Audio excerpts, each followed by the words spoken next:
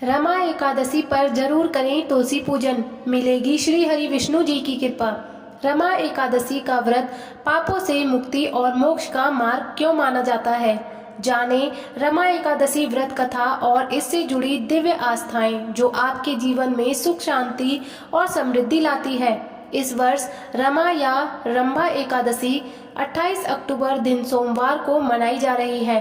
प्रतिवर्ष कार्तिक कृष्ण एकादशी के दिन पड़ने वाली ये एकादशी धार्मिक ग्रंथों के अनुसार दीपावली से पहले आती है, जो बहुत महत्व की मानी गई है। कार्तिक मास के कृष्ण पक्ष में आने वाली एकादशी को रमा एकादशी के नाम से जाना जाता है। यह अत्यंत शुभ है क्योंकि यह मोक्ष एवं शुभ फल दान प्रदान करने वाली है। भगवान श्री कृष्ण ने इस कथा का वर्णन युधिष्ठिर जी के समक्ष किया था। आज हम वही कथा आप लोगों के लिए लेकर आए हैं, तो चलिए कथा को शुरू करते हैं। पौराणिक कथा के अनुसार मुचकुंद नामक एक महान राजा राज किया करते थे। बड़े बड़े देवता जैसे इंद्र, वरुण, चंद्रदेव, यमराज इत्यादि उनके मित्र थे। राजा मुचकुंद अत्यंत धर्मपरायण, सत्यनिष्ठ और भगवान विष्णु के अनन्य भक्त थे। धर्म का पालन करने वाले इस राजा के राज्य में चारों ओर सुख और समृद्धि का वास था। उनकी एक चंद्रभागा नामक पुत्री थी, जो कि एक पवित्र नदी थी। राजा मुचकुंद ने उसका विवाह राजा चंद्रसेन के पुत्र शोभना के साथ कर दिया। कुछ समय बाद शोभना अपने ससुराल आया। उस समय चंद्रभागा भी अपने मायके में ही थी। शोभना को लगा कि उसके इस प्रकार आने से उसकी पत्नी चंद्रभागा प्रसन्न हो जाएगी, लेकिन ऐसा नहीं हुआ। इसके विपरीत वह अपने पति को देखकर अत्यंत चिंतित हो गई। अब शोभना को भी आश्चर्य हुआ कि चंद्रभागा उसे देखकर इस प्रकार चिंतित क्यों हो गई। चंद्रभागा की चिंता का कारण ये था कि अगले दिन ही एकादशी थी और नियम के अनुसार राजा मुचकुंद के राज्य में सभी प्रजागणों के लिए इस व्रत का पालन करना अनिवार्य था। यहाँ तक कि उनके राज्य में हाथी, घोड़े समेत सभी पशुओं को भी भोजन नहीं दिया जाता था। चंद्रभागा जानती थी कि उसके पिताजी इस नियम के प्रति अत्यंत कठोर हैं और साथ ही उसकी विडंबना यह भी थी कि उसका पति शोभना शारीरिक रूप से काफी कमजोर था और भोजन के बिना नहीं रह सकता था। शोभना के लिए एकादशी व्रत का पालन करना असंभव था। चंद्रभागा ने अपने पति को अपनी व्यथा का कारण बताते हुए कहा कि हे स्वामी, मेरे पिता एकादशी व्रत के पालन को लेकर बहुत कठोर हैं। दशमी के दिन ही पूरे राज्य में ढोल नगाड़े बजाकर इस बात की घोषणा कर दी जाएगी कि सभी के लिए इस व्रत को करना अनिवार्य है। मुझे पता है कि आप भोजन के बिना नहीं रह सकते, इसलिए आप किसी और जगह चले जाएं। अपनी पत्नी की बात सुनकर शोभना ने बोला कि अब मैं भी इसी व्रत का पालन जरूर करूंगा, चाहे इसका परिणाम कुछ भी हो। ईश्वर की इच्छा से जो कुछ भी होगा अच्छा होगा। और इस प्रकार शोभना ने अपने मन में एकादशी व्रत के करने का प्रण ले लिया और एकादशी के दिन व्रत का विधि पूर्वक पालन किया। दिन ढलने तक अत्यंत दुर्बल होने के कारण शोभना का स्वास्थ्य बिगड़ने लगा और रात्रि समाप्त होने तक शोभना ने अपने प्राण त्याग दिए। जब राजा मुचकुंद को इस बात का पता चला तो उन्होंने शोभना का अंतिम संस्कार कर दिया। इस प्रकार अपने पति के देहांत के पश्चात चंद्रभागा अपने पिता के महल में ही रहने लगी। चूंकि शोभना की मृत्यु एकादशी व्रत का पालन करते हुए हुई थी, इसलिए उसे प्राप्त पुण्य फल स्वरूप वह अगले जन्म में मंदरांचल पर्वत की चोटी का राज्य का शासक बना। ये कोई सामान्य नगर नहीं था, वह देवनगरी के समान था। उसकी दीवारों पर रत्न जड़े हुए थे। राजा शोभना रत्न जड़ित सिंहासन पर विराजमान होकर इंद्रदेव के ही समान प्रतीत होते थे। कथा यहीं समाप्त नहीं हुई। राजा शोभना को राजपाट तो मिला, लेकिन वह स्थायी नहीं था। चलिए जानते हैं कि किस प्रकार राजा का राजपाट स्थायी हुआ। एक बार राजा शोभना के राज्य में एक बार सोम शर्मा नामक ब्राह्मण आया और राजा को देखकर वह अत्यंत चकित हो गया। उसके चकित होने का कारण ये था कि वह राजा मुचकुंद के राज्य से आ रहा था और वह शोभना को पहचान गया। राजा शोभना ने भी उसका आदर सत्कार किया। इसके पश्चात ब्राह्मण ने जब उस शोभना को उसके पूर्व जन्म के बारे में बताया तो उन्होंने अपनी पत्नी चंद्रभागा के बारे में पूछा। सोम शर्मा ने उत्तर देते हुए कहा, हे राजन, वहाँ सब कुशल मंगल है, लेकिन आपको इस राज्य की प्राप्ति किस प्रकार हुई?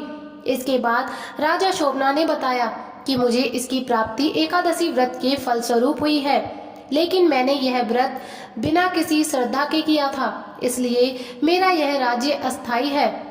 यदि आप मुचकुंद और चंद्रभागा से सब वृतांत कहें तो यह स्थिर हो सकता है। ऐसा सुनकर उस श्रेष्ठ ब्राह्मण ने अपने नगर लौटकर चंद्रभागा और राजा मुचकुंद को सारा वृतांत बताया। ब्राह्मण के वचन सुनकर चंद्रभागा बड़ी प्रसन्न हुई और बोली कि हे ब्राह्मण, ये सब बातें आपने प्रत्यक्ष देखी है या स्वप्न की बातें कर रहे हैं? ब्राह्मण कहने लगा कि हे पुत्री, मैं स्वयं तुम्हारे पति से मिलकर आ रहा हूँ। उनका नगर देवताओं के नगर से भी अधिक सुंदर है। चंद्रभागा ने अपने पिता से आशीर्वाद लिया और ब्राह्मण के साथ अपने पति के नगर को स्थायी करने का उपाय खोजने उस सुंदर नगर की ओर निकल पड़ी। पर्वत की तलहटी में वामदेव ऋषि का आश्रम था। उन्होंने ऋषि को प्रणाम किया और अपनी कथा कह सुनाई। उसकी व्याथा सुनकर ऋषि वामदेव ने वेदों से कुछ मंत्रों का उच्चारण किया और उसका अर्ध जल चंद्रभागा पर छिड़क दिया। उस महान ऋषि के अनुष्ठानों के प्रभाव से चंद्रभागा को अनेक एकादशियों का पुण्यफल प्राप्त हुआ और उसका शरीर दिव्य बन गया।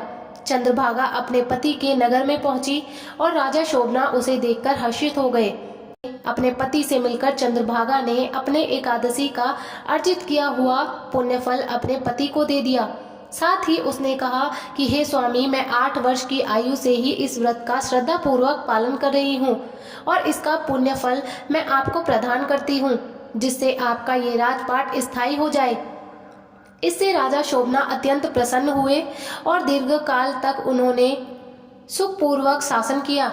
तो ये थी रमा एकादशी की व्रत कथा। आइए जानते हैं रमा एकादशी व्रत की पूजन विधि और महत्व। रमा एकादशी के दिन सुबह जल्दी उठकर स्नान आदि से निवृत्त हो जाएं। घर के मंदिर में दीप प्रज्वलित करें। भगवान विष्णु का गंगा जल से अभिषेक करें। इस पावन दिन श्री हरि विष्णु और माता लक्ष्मी जी की पूजा करें। उन्हें पीले पुष्प और तुलसी दल अर्पित करें। इस दिन संभव हो तो व्रत उपवास अवश्य रखें। पूजन के पश्चात भगवान की आरती करें। भगवान को पीली मिठाई तथा ऋतु फल का भोग लगाएं। भगवान विष्णु के भोग में तुलसी को जरूर शामिल करें। बिना तुलसी के भगवान विष्णु भोग ग्रहण नहीं करते हैं। ध्यान रखें कि एकादशी व्रत में भगवान को सिर्फ सात्विक चीजों का भोग लगाया जाता है। इस दिन अधिक से अधिक ध्यान भगवान में लगाएं तथा उनके मंत्रों का जाप करें। रात्रि जागरण करें। तत्पश्चात अगले दिन सुबह पुनः पूजन करके ब्राह्मण को भोजन करवाएं। अन्न, वस्त्र दान और दक्षिणा दें। तत्पश्चात खुद पारण करें। अब आइए जानते हैं रमा एकादशी का महत्व। पौराणिक धार्मिक ग्रंथों के अनुसार भगवान श्री कृष्ण ने धर्मराज युधिष्ठिर को रमा एकादशी के बारे में कहा था कि यह एकादशी कार्तिक मास के कृष्ण पक्ष में दीपावली के 4 दिन पहले पड़ती है, जिसे रंभा एकादशी के नाम से भी जाना जाता है। यह व्रत सच्चे मन से व्रत करने से वाजपेयी यज्ञ के बराबर फल मिलता है तथा ये एकादशी सबसे शुभ और महत्वपूर्ण मानी गई है।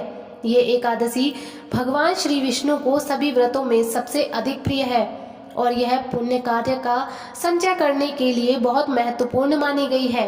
पद्म पुराण के अनुसार जो मनुष्य सच्चे मन से इस एकादशी का व्रत उपवास रखता है उसे बैकुंठ धाम प्राप्त होता है और जीवन में समस्त समस्याओं से मुक्ति मिलती है।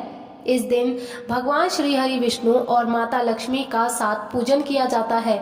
हिंदू धर्म में ये एकादशी इसलिए भी अधिक महत्वपूर्ण मानी गई है क्योंकि श्री हरि विष्णु की पत्नी देवी लक्ष्मी का एक नाम रंभा भी है। अतः यह एकादशी विष्णु जी को अति प्रिय है। मान्यता है कि इस एकादशी का व्रत करने से मनुष्य सभी सुखों और ऐश्वर्यों को प्राप्त करता है। अंत दिवाली पूर्व आने वाली कार्तिक मास की कृष्ण पक्ष की एकादशी के दिन से ही धन की देवी माता लक्ष्मी को प्रसन्न करने का सिलसिला शुरू हो जाता है। उम्मीद करती हूँ आपको ये जानकारी अच्छी लगी होगी। वीडियो अच्छी लगी हो तो लाइक, शेयर और साथ ही हमारे चैनल को सब्सक्राइब ज़रूर करें। आप सभी का धन्यवाद।